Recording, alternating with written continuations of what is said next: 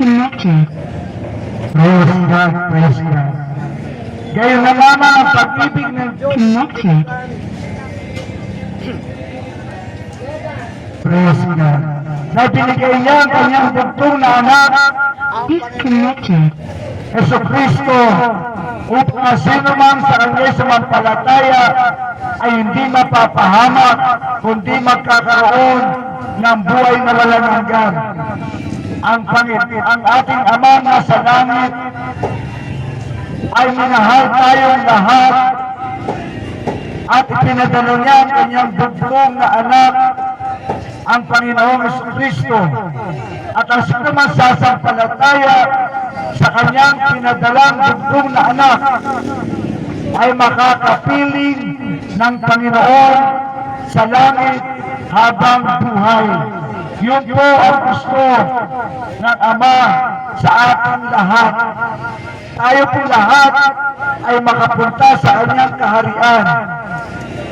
Subalit, ang tao ay meron dalawang bagay na gagawin. Pagsisisihan niya lang ang kanyang mga kasalanan at pagkatapos tatanggapin niya si Jesus bilang Panginoon at tanging niyang tagapagligtas. Yun lang ang gagawin mo, kapatid, upang makasama mo siya sa kanyang kaharian. Kaya nga po, pag uwi mo sa bahay, bago ka magluto, bago ka maglaba, bago ka maglinis ng bahay, bago ka magtrabaho, magnegosyo, pumasok sa school, mag-pray ka muna. Connected. Ang kaligtasan mo. Mag-pray ka muna. Humingi ka ng tawad sa Panginoon sa lahat ng mga kasalanan mo. Unahin mo yun, sapagkat hindi mo alam kung sa mga susunod na oras ang buhay mo ay sasayo pa, sapagkat kagaya na sinasabi ng salita ng Diyos, ang buhay natin parang singaw, pagdakay nariyan, pagdakay nawawala. Kaya siguraduhin natin ang ating kaligtasan. At ang pinaka-importante sa buhay ng tao, ang kanyang kaligtasan. Kaya sinasabi ang salita ng Diyos, what shall it profit a man if he shall gain the whole world, but loses his own soul? Ano nga pakinabang kung ikaw man ay milyonaryo, bilyonaryo sa mundong ito, subalit ang kaluluwa mo ay mapupunta lamang sa impyerno, wala pong kabuluhan. Kaya po mga kapatid, ang pinakamakabuluhan na gagawin ng tao ay yung siya ay siguraduhin niya ang kanyang kaligtasan. Siguruhin niya ang kanyang kaluluwa ay pupunta sa langit at makakapiling ang Panginoon habang buhay sa langit kaysa sa impyerno.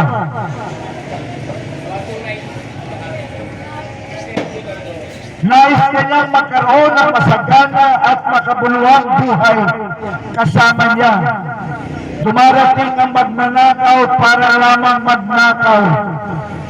So ang Panginoon, nais na tayo ay maging masagana at makabuluhang buhay kasama niya. Dito pa lamang sa lupa, kapatid.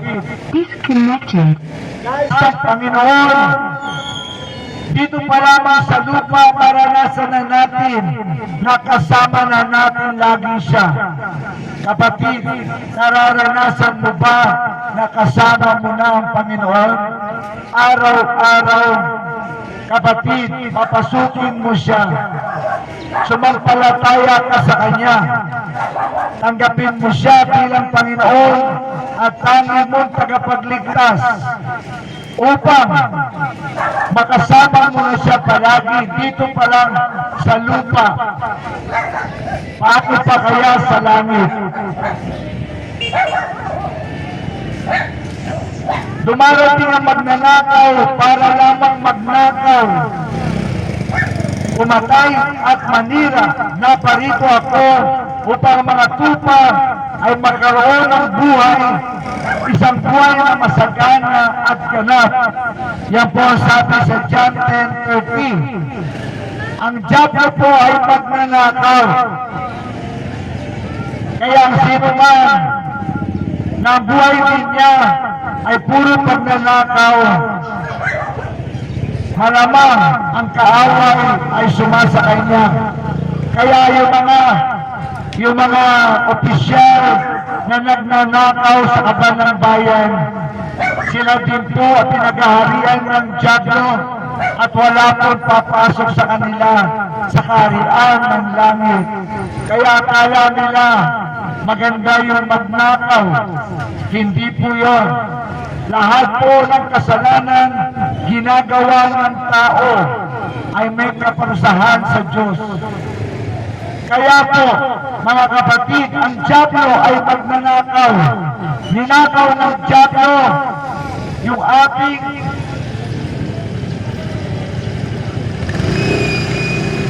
relasyon sa Panginoon. Nung pumasok ang diablo dito sa mundo, ninakaw niya ang kaligayahan sa buhay ng tao. Ninakaw niya ang kasaganaan sa buhay ng tao. Sapagkat gano'n ang diablo, siya po ay magnanakaw at ninakaw din niya ang ating kaligtasan. Kaya naman ang Panginoon, nung bumaba sa lupa, ay hinanap tayo na parang mga tupang nawala upang magkaroon ng buhay, isang buhay na masagana at ganap. Mga kapatid, ikaw ba patuloy na nanakawan ng diablo? Ang buhay mo ba ninakawan ng kaligtasan? Ang buhay mo ba ninakawan ng kasaganaan? Kapatid, nais ibalik nito ng Panginoon sa iyo. Nais itong ibalik ng Panginoon sa iyo. Papasukin mo si Jesus. Ang diablo ay magnanakaw, pumapatay at maninira. Ang diablo po ay ninakap ating kaligtasan, pinatay ang ating mga buhay at sinira ang ating mga kinabukasan. Subalit ang Panginoong Hesus ay bumaba sa lupa upang hanapin tayong mga tupa. Kapatid, hinahanap ka ng Panginoon.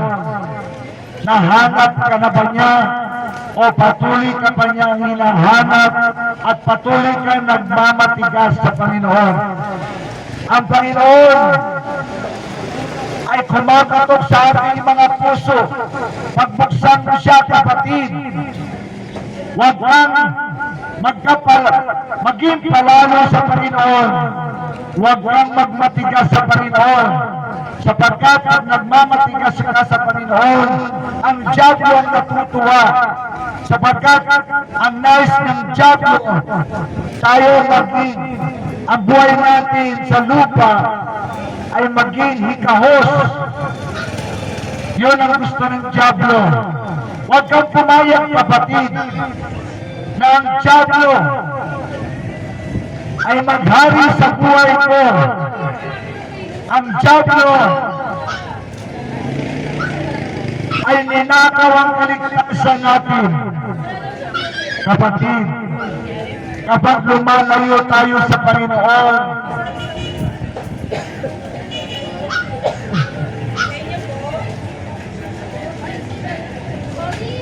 natutuwa ang diablo sa atin kapag lumalayo tayo sa Panginoon.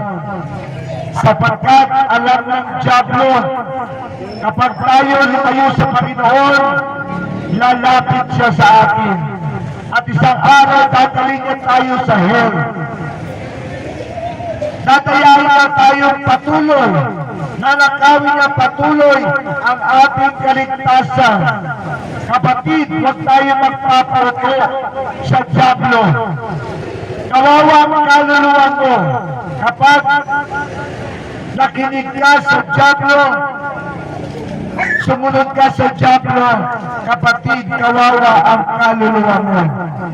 Ang Panginoong Yesus ay bumaba sa lupa upang bigyan tayo ng buhay. Lahat na tinakaw sa atin ng dyablo ay ibabalik ni Jesus. Lahat ng sinira ng dyablo sa atin ay bubuin ng Panginoon.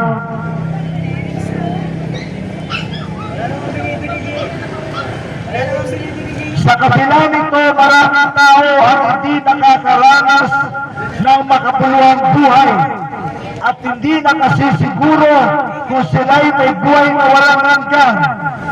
Dahil, number 2, likas na makasalanan ng tao, kaya nawalay siya sa Diyos. Ang lahat ay nagkasala, sapagkat ang lahat ay nagkasala at walang sino man nakaabot sa kaluwalhatian ng Diyos. Roma 3:23. Lahat daw po ng tao, lahat po tayo ng una, pinagharian ng dyablo. Namuhay tayo sa kadiliman, namuhay tayo sa kasalanan. Kapatid, yung buhay ng una, huwag kang mananatili sa kadiliman, huwag kang mananatili sa kasinungalingan ng dyablo. Kawawa ka, kapatid. Sa buhay na to, wala ka magiging katuwang, lalo na sa kabilang buhay. Yun ang gusto ng dyablo. Yun ang gusto ng dyablo. Lahat tayo mapunta sa hell. Subalit ang Diyos, ang nais ng Diyos, sa pamamagitan ng Panginoong Yesus, sa pagsampalataya natin sa Panginoong Yesus, tayong lahat ay pupunta sa Kanyang kaharian. Tayong lahat ay mga nawalang tupa, hinanap tayo ng Panginoon. Kaya nga bumaba ang Panginoon, magmula sa langit papunta sa lupa, upang ang lupang ito na napakadilim ay magkaroon ng liwanag dahil kay Kristo. Kapatid, bigyan mo ng liwanag ang buhay mo. Papasukin mo si Jesus. Huwag kang manatili sa kasinungalingan ng dyablo. Huwag kang magtuto sa dyablo. Huwag kang magpakamangmang sa dyablo. Kapatid, mahal ka ni Jesus. Lumapit ka kay Jesus.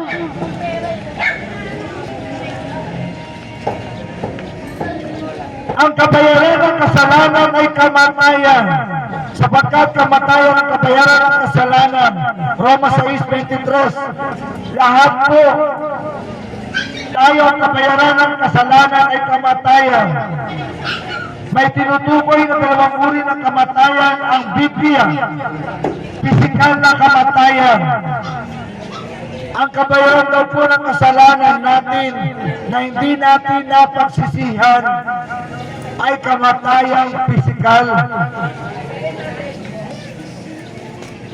Itinakda sa mga tao na sila'y lisang mamatay at pagkatapos ay ang paghukom. Hebreo 9:27. Ito po yung unang kamatayang pisikal. Ang tao mamamatay. Ang tao ay mamamatay, lahat ng tao mamamatay. Yun ang kabayaran ng kasalanan natin. Una, pisikal. Lahat tayo mamamatay, kapatid. Huwag kang magpalalo sa buhay ito. Lahat tayo may takdang oras ng kamatayan. Itinakda sa mga tao na sila'y minsang mamatay at pagkatapos ay ang paghukom. Baka nga iba sa akin, kapatid, ito ang uling araw mo sa lupa. pero hindi mo alam. Kaya ako sa iyo, pag-uwi ko sa bahay, mananalangin muna ako.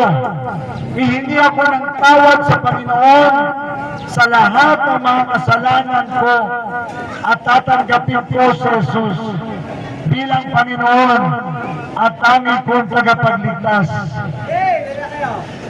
Nang sa gayon, pag dumako sa akin ang kamatayan pisikal, ang kaluluwa ko ay tutungo sa langit sa piling ng Panginoon.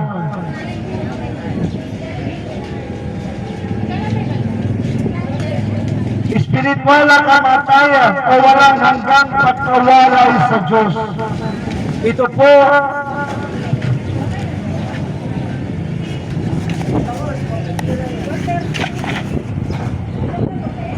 po yung pangalawang kamatayan, espiritual. Yung walang hanggang pagkawalay sa Diyos. Ibig sabihin, ang kaluluwang yun ay pupunta sa hell. Mga kapatid, huwag po kayong maniniwala sa mga artista. Hindi po sila sikat, ay alam na nila. Kapatid, karamihan sa kanila walang alam sa salita ng Diyos. Huwag natin silang iniidolo, sapagkat sila'y namumuhay sa kasalanan. Ang idoloy natin, si Kristo Jesus lamang, sapagkat si Jesus ay hindi nagkasala.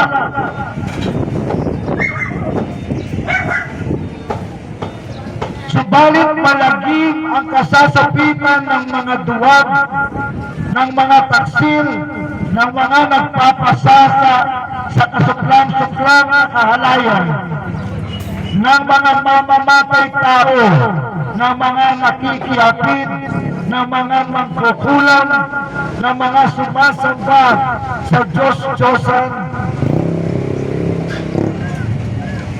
at lahat ng mga sinungaling.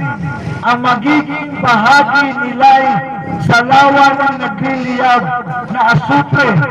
Ito ang pangalawang kamatayan.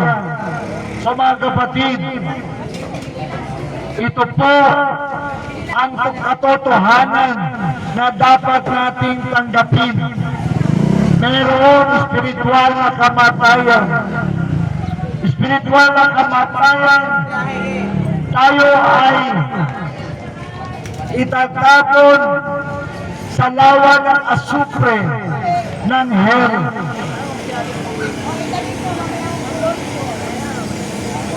Kung tayo ay namumuhay sa kasalanan at ito ay kinamatayan natin, kapatid, ihanda mo ang sarili mo sa hell. Sapagkat yun po ang sinasabi ng Bible. Kaya nga habang tayo nabubuhay pa, lumapit tayo sa Panginoon, magpakumbaba tayo sa Panginoon, humingi tayo ng tawad sa lahat ng ating mga kasalanan sa Panginoon. At lahat ng ating mga kasalanan ay kayang patawarin ng Panginoon. Walang kasalanan na hindi kayang mapatawad ng Panginoon. Kapatid, lahat ng kasalanan mo ay kayang mapatawad ng Panginoon.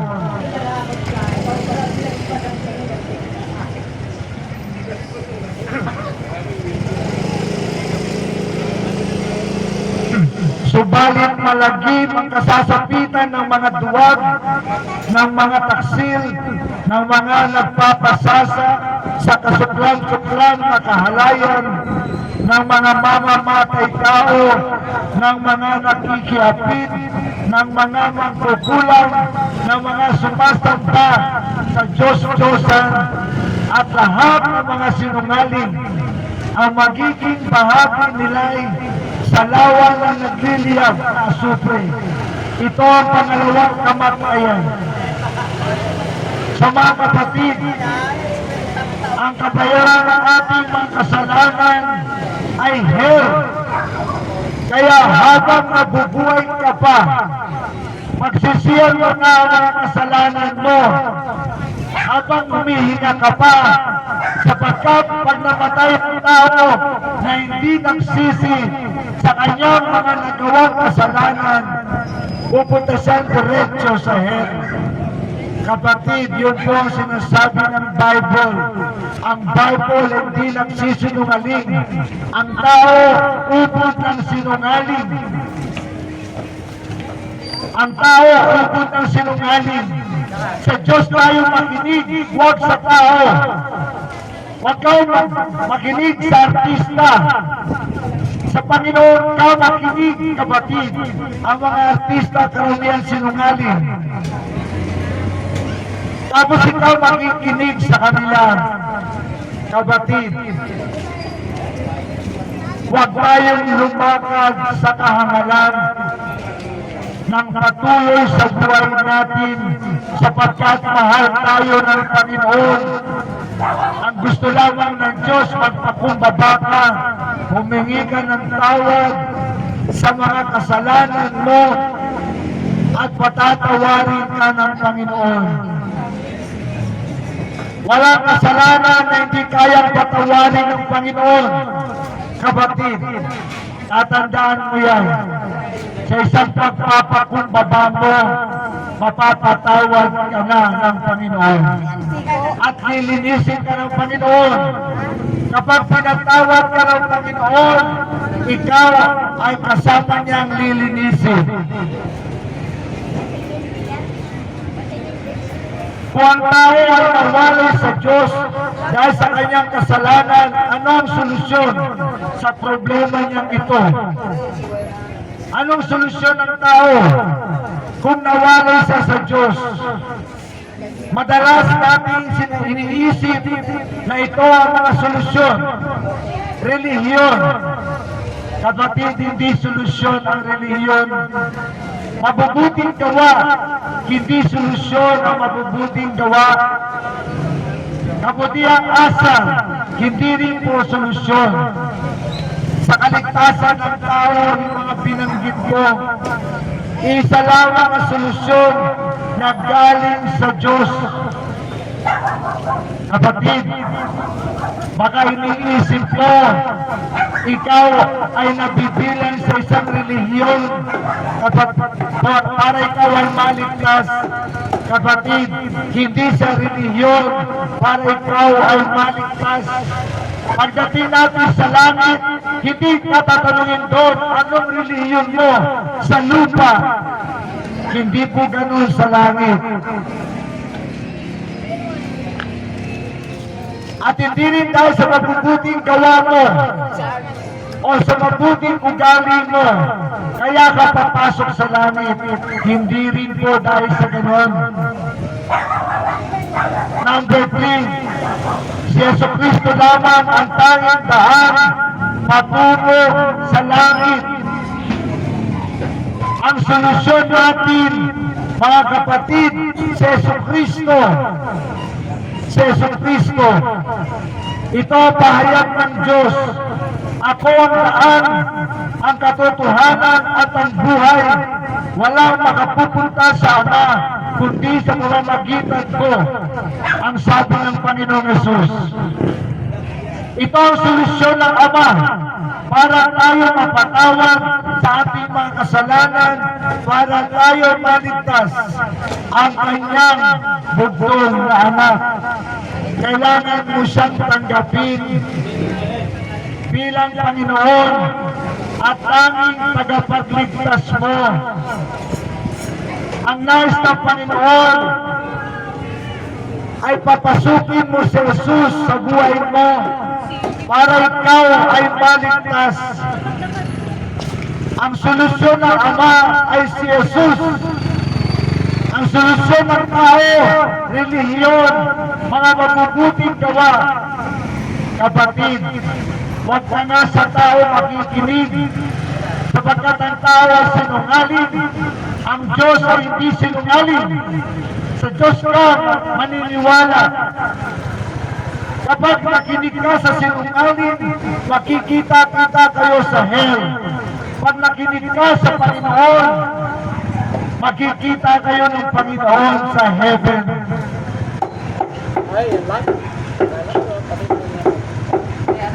Si Jesucristo lamang ang tanging daan patungong langit. Mga kapatid, ang sabi ni Jesus, ako ang daan. Ang tao hanap ng daan. Mamamatay na lang siya, naghahanap pa rin siya ng daan. Sinabi na nga ni Jesus, ako ang daan. Kapatid, sinabi na ni Jesus, ako ang daan. Walang ibang daan para maligtas ka. Ako lamang ang sabi ni Jesus. At sinabi ni Jesus ang katotohanan. Ang mga tao sinungaling, ang Diyos ay hindi sinungaling. Kaya tama si Jesus, ako ang katotohanan, sapagkat hindi siya nasumpungan ng sinungaling kailanman nung siya po ay nandito sa lupa.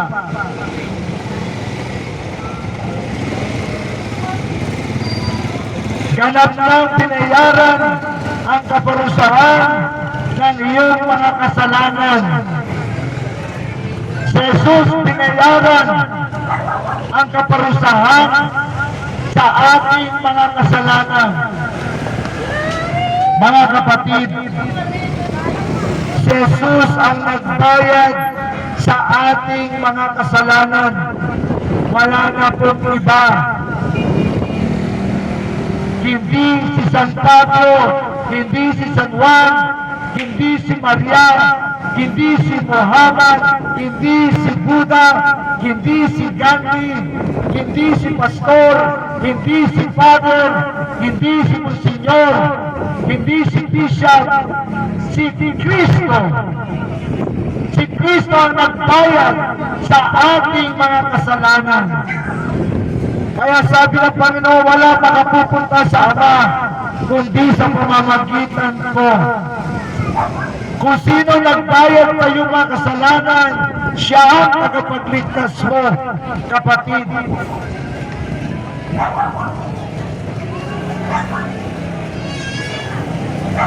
Sapagkat si Kristo na walang kasalanan ay namatay ng minsan para sa inyo na mga makasalanan upang iharap kayo sa Diyos. Si Kristo na walang kasalanan ay namatay ng minsan para sa inyo na mga makasalanan upang iharap kayo sa Diyos. Mga kapatid, si Jesus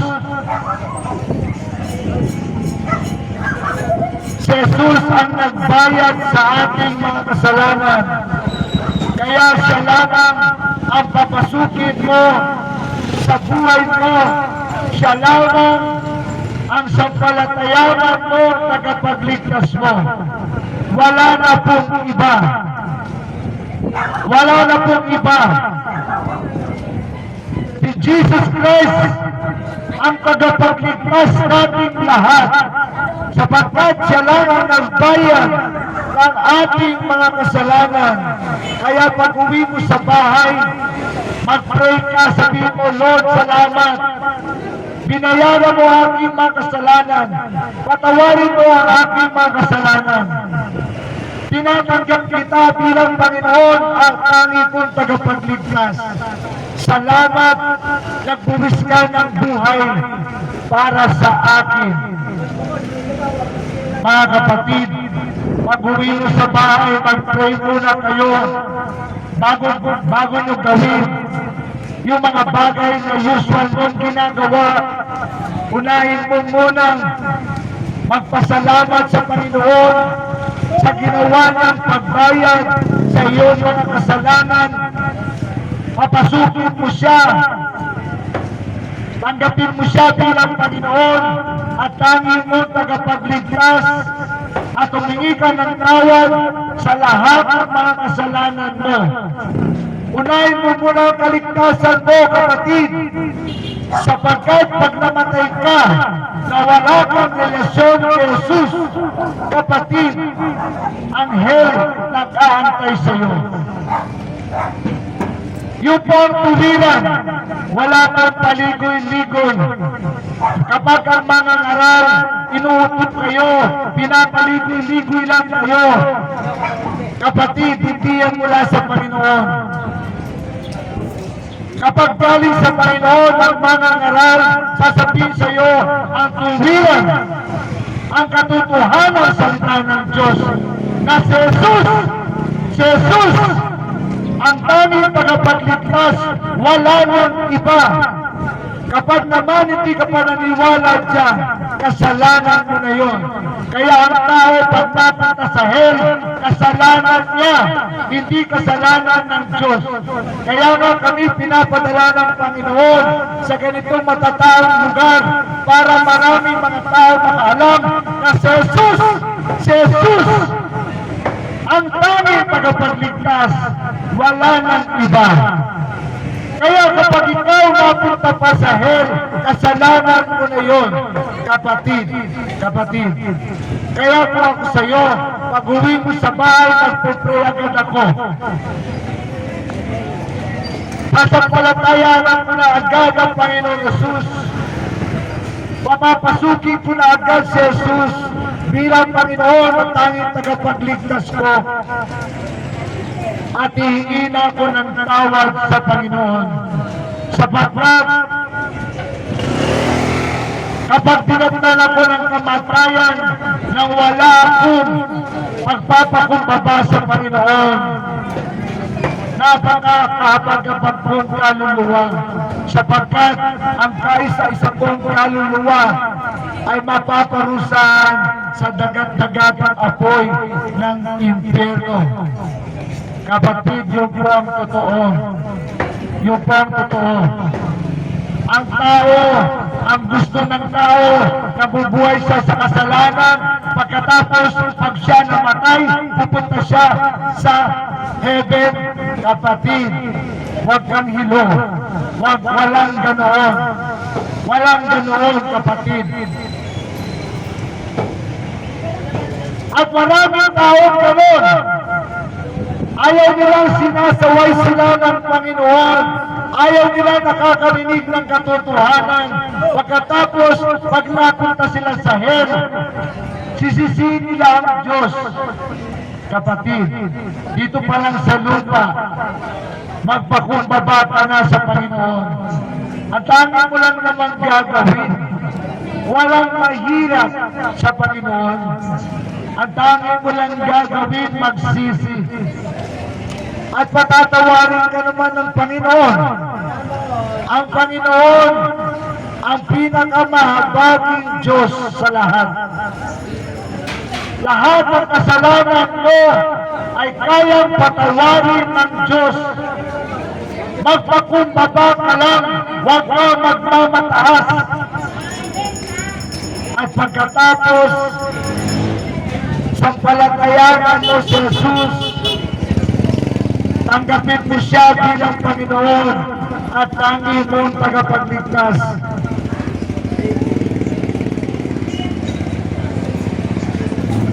May pangako siyang buhay na walang hanggan. Ang Ama may pangakong buhay sa bawat isa sa atin. Ang sumasampalataya sa Anak ay may buhay na walang hanggan. Ngunit ang hindi sumusunod sa Anak ay hindi magkakaroon ng buhay. Sa halip, mananatili sa Kanya ang puot ng Diyos. Kapatid,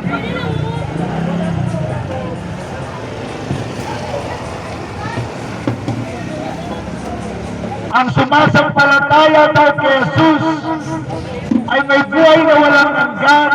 Ang hindi sumasampalataya ay may buhay ng kaparusahan sa hell. At ang puot ng Diyos ay sa Kanya. Kapatid, Sa salita ng Diyos, binabanggit ang Diyos ay napupuot din, nagagalit din, lalo na kapag ang isang kaluluwa ay nagiging matigas sa ulo, nagiging palalo, at binabaliwala siya. Kaya mga kapatid, sumampalataya tayo sa Panginoon. Huwag tayong magmatigas sa Panginoon. Huwag tayong magpalalo sa Panginoon.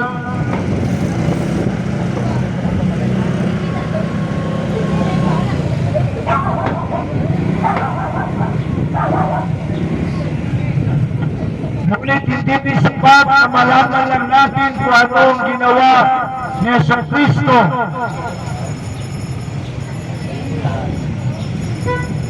Hindi rin sapat na alam mo lang may ginawa ng Panginoon sa iyo, na namatay siya sa krus para sa iyo. Hindi rin yung sapat. Kailangan nating ilagay ang ating pananampalataya sa Panginoong Jesucristo upang tayo maligtas. Kailangan tayo magpalataya sa Panginoong Jesus.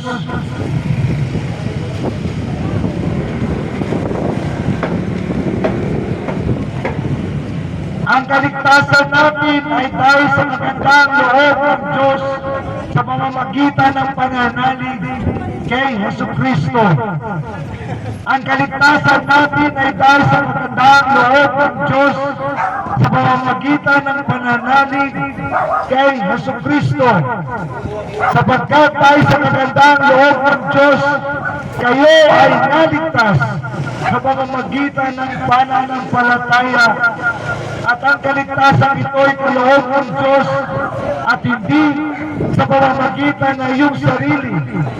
Hindi ito bunga ng inyong mga gawa, kaya walang dapat ipagmalaki ang sino man. Ang kaligtasan ng tao ay si Jesucristo.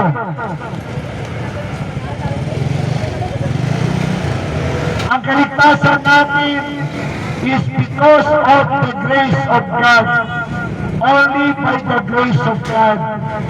Dahil sa kabutihan ng Diyos, dahil sa kahabagan ng Diyos, kaya tayo naligtas, kapatid.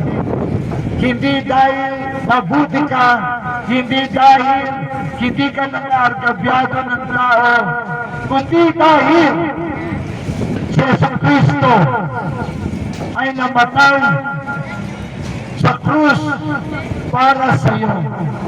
Yun po ang kaligtasan. Yun po ang kaligtasan.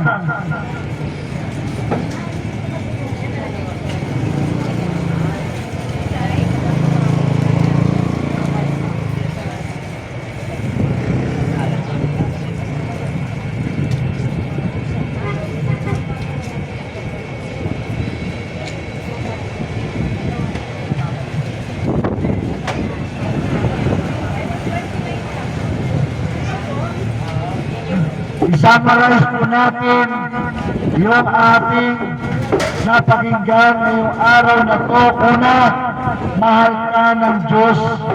Pangalawa, likas na makasalanan ng tao, kaya't nawalay siya sa Diyos. Pangatlo, si Jesucristo lamang ang tanging daan patungong langit. Pang-apat, kailangan natin ilagay ang ating pananampalataya sa Panginoong Jesucristo para tayo ay maligtas.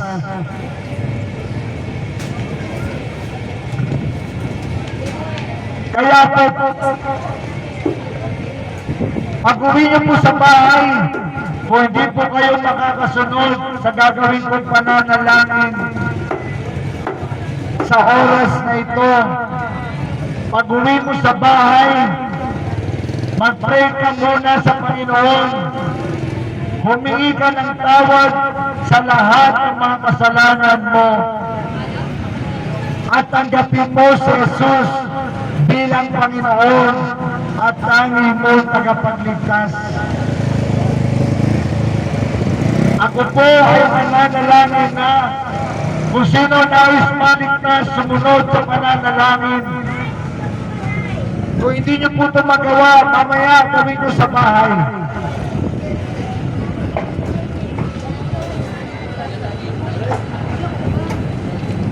Yung panalangin na galing lamang sa puso.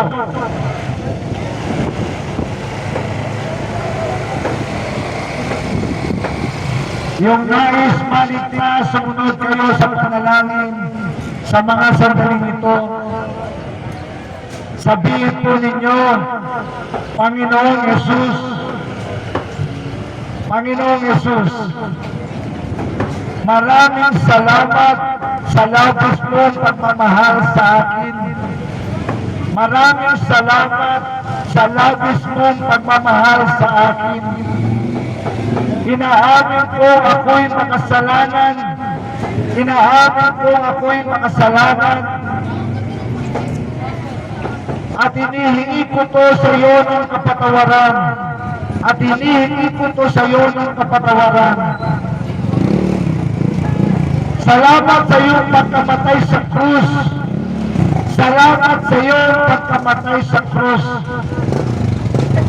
Upang bayaran ang lahat ng aking kasalanan. Upang bayaran ang lahat ng aking kasalanan.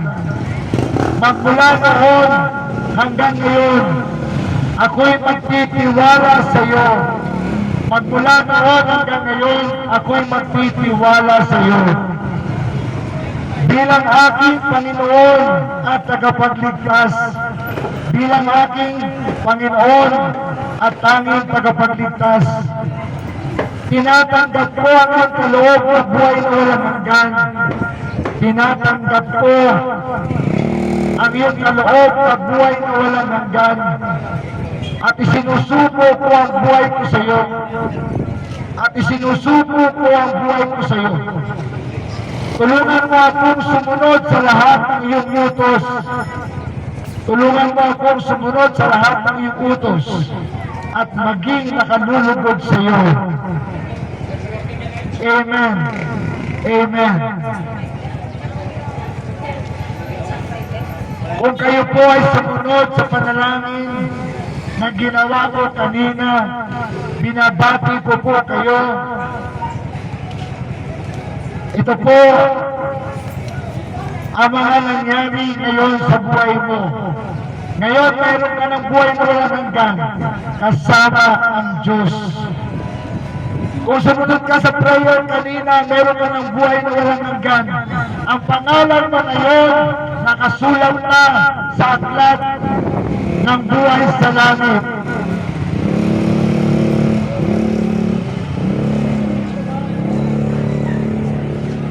Na binabanggit sa John 6 verse 40, sapagkat ito ang kalooban ng aking Ama, ang lahat na nakakakita sa anak at sumasampalataya sa kanya ay magkakaroon ng buhay na walang hanggan at sila'y muli kong bubuhayin sa huling araw.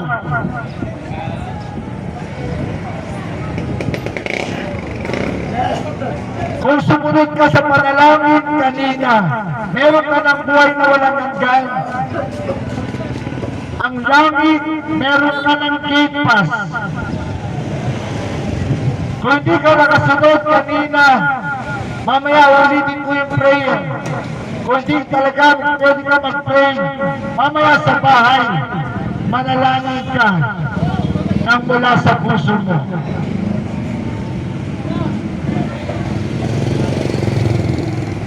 Ang lahat ng kasalanan mo ay bayad na at napatawad na noon at ngayon. So kung ikaw nag-pray kanina, tinatawad na yung mga kasalanan mo, malinis ka na, huwag ka na magpakarumi pa.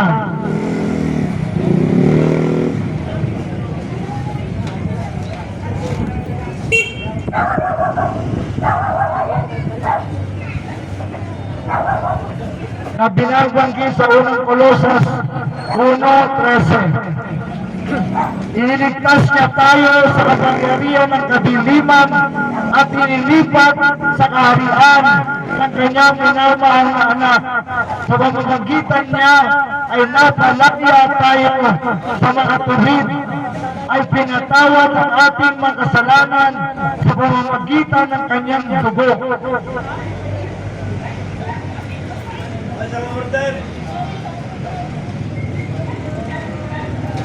So yung ating mga kasalanan, kung sumunod ka sa panalangin kanina, ay napatawad na dahil sa dugo ng ating Panginoong Jesucristo.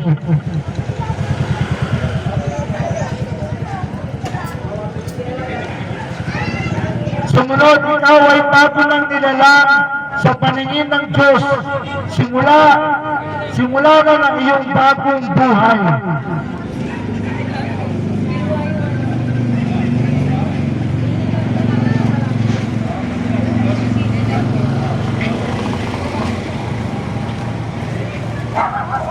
Kung sumunod ka sa panalangin kanina, ikaw ay bago ng nilalang.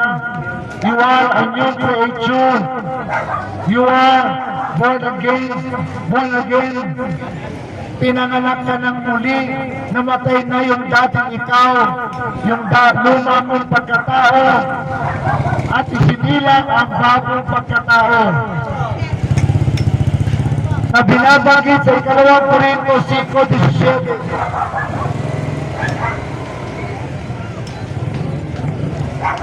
Kaya kung sino man nakipag-isa kay Kristo ay isa ng bagong tao, isa na siyang bagong nilalang, wala na ang dati niyang pagkatao. Sa halip, ito'y napalitan na ng bago. Kapatid, kung sumunod ka sa panalangin kanina, ikaw ay bago ng nilalang. Natapos na yung unang chapter ng buhay mo, yung dati mong pagkatao. Pinanganak yung bagong chapter sa buhay mo, sa piling ni Kristo. Ikaw ay niligtas na, ikaw ay pinatawad na, ikaw ay nilinis na. Isinulat ang pangalan mo sa aklat ng buhay. Kapatid, kung hindi ka nakasunod kanina, magpe-pray pa ka mamaya para sa mga nais baligtas. Kapatid, matagal-tagal na rin panahon na ako ay pinababalik sa inyo ng Panginoon. Subalit hindi pwedeng laging ganun, sapagkat marami pang kaluluwa ang nais ng Panginoon makapakinig ng kanyang kaligtasan. Kapag ang tao, siya na ang tumatanggi sa Panginoon, hindi ka pipilitin ng Panginoon. Huwag mo lang siya sisisihin at ikaw napunta sa hell. Huwag mong sisisihin ang Panginoon sapagkat kasalanan mo kaya ka mapupunta sa hell, hindi kasalanan ng Panginoon.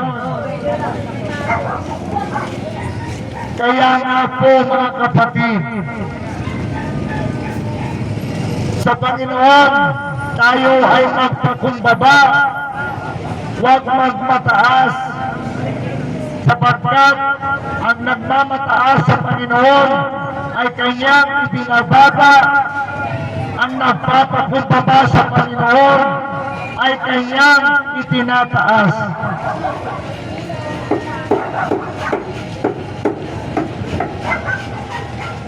Ang apat, ikaw ay naging anak na ng Diyos. Kung nakasunod ka sa panalangin kanina, anak ka na ng Diyos, anak ka na ng Diyos. Tunay ka ng anak ng Diyos. Sa pamamagitan ni Kristo Jesus, na tinanggap mo ang anak ng Diyos, kaya naging anak ka na rin ng Diyos. At dahil anak ka na ng Diyos, anumang hilingin mo sa Panginoon ay kanyang ibibigay na sa iyo. Dahil anak ka na ng Diyos.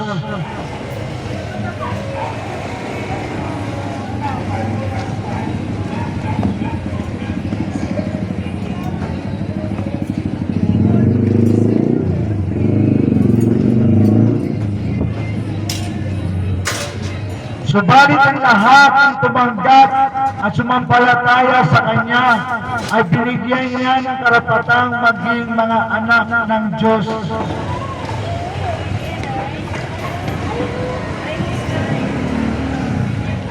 Sila ay naging mga anak ng Diyos, hindi dahil sa isinilang sila ayon sa kalikasan o sa kagustuhan o kagagawa ng tao, kundi ayon sa kalooban ng Diyos.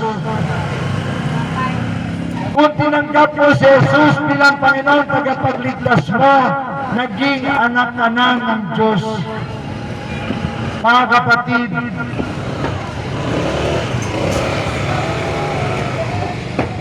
panghuli mga kapatid, ako po ay muli mananalangin. Sumunod po kayo sa mga nais maligtas. Hindi ko may papangako kung sa mga susunod pang linggo ay makakabalik ako sa inyo sapagkat ang Panginoon ay meron ng inuutos na ibang lugar sa akin. Kaya po, samantalayin ninyo. Sumunod po kayo sa panalangin ito. Sa mga nais maligtas, sa mga nais magkaroon ng buhay na walang hanggan, kasama ang Diyos, sa lahat ng mga nais mapatawad ang lahat ng kanyang mga kasalanan noon at ngayon. Connected. At sa mga nais na maging bago nilalang sa paningin ng Diyos magmula sa araw na ito, at sa mga nais na maging anak ng Diyos magmula sa araw na ito, sumunod po kayo sa panalangin.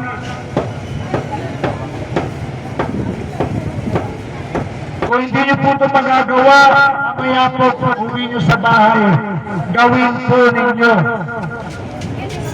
Sa mga nais sumunod, sumunod po kayo sa pananalangin. Sa mga nais maligtas, sumunod po kayo sa pananalangin. Sabihin po natin, Panginoon Jesus, Panginoon Jesus, maraming salamat sa labis mong pagmamahal sa akin. Maraming salamat sa labis mong pagmamahal sa akin.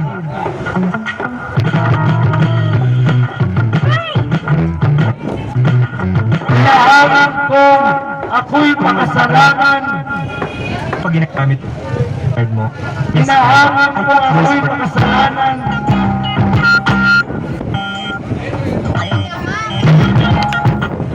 Bluetooth mode.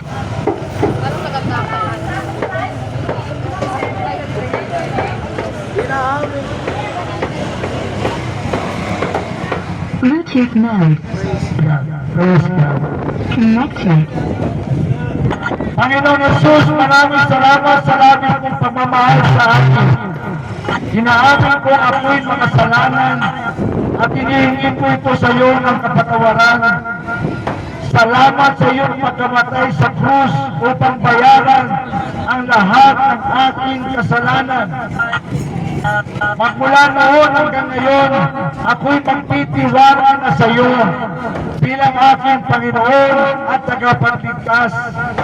Tinatanggap ko ang iyong kaloob na buhay na walang hanggan at isinusuko ko ang buhay ko sa iyo. Tulungan mo akong sumunod sa lahat ng iyong utos at Disconnected. Amen. Amen. Marami po salamat sa inyong lahat. Sa mga sumunod sa panalangin, binabati ko po kayo. Kayo po ay meron ng buhay na walang hanggan. Kayo po ay pinatawad na sa inyong mga kasalanan. Kayo po ay malinis na. Huwag na po kayong magpakarumi pa. Tutulungan kayo ng Panginoon. Lagi lang kayo mananalangin sa Kanya. At kung meron po kayong Bible, basahin niyo po ang inyong mga Bible. Ang Bible po ay hindi po display. Ang Bible po ay pinabasa. Kung meron kang cellphone, dapat mas meron kang Bible. Sapagkat ang Bible, diyan nakasulat ang buhay na walang hanggan para sa iyo. At mag-pray po kayo kung saan kayo dadalong church. Basta si Jesus ang pinapangaral at tanging si Jesus ang itinataas. Pumasok po kayo sa church na yan. Basta Christian church at si Jesus ang tinataas. Marami po dito sa lugar na ito mga Christian church. Maghanap lamang po kayo. Kung gusto niyo po sa Muntinlupa, meron kami. Sa harap ng munisipyo ng Muntinlupa. Sa harap lang po ng munisipyo ng Muntinlupa, meron daan pagsok doon, papasok lang ng konti. Nandun na yung All Because of Jesus Full Gospel Fellowship. 2766 Brugel Street, Putata, Muntinlupa. Mga kapatid, kailangan po kayong dumalo sa church upang lumaki ang inyong pananampalataya sa Panginoon, upang sa pagbabalik ni Jesus na malapit na ay makasama kayo sa tinatawag na the rapture of the church. Mga kapatid, babalik na ang Panginoon sa ayaw at sa gusto ng tao. Babalik na ang Panginoon.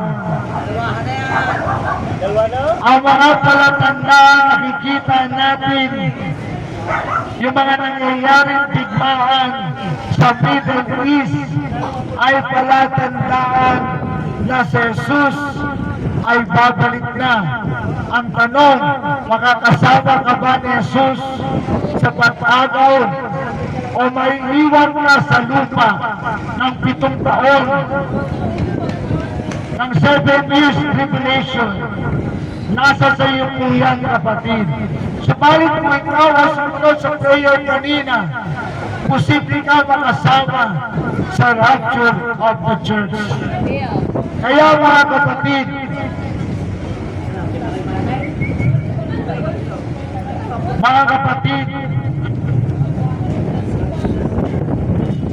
meron pong tracts dito, libreng pinamibigay.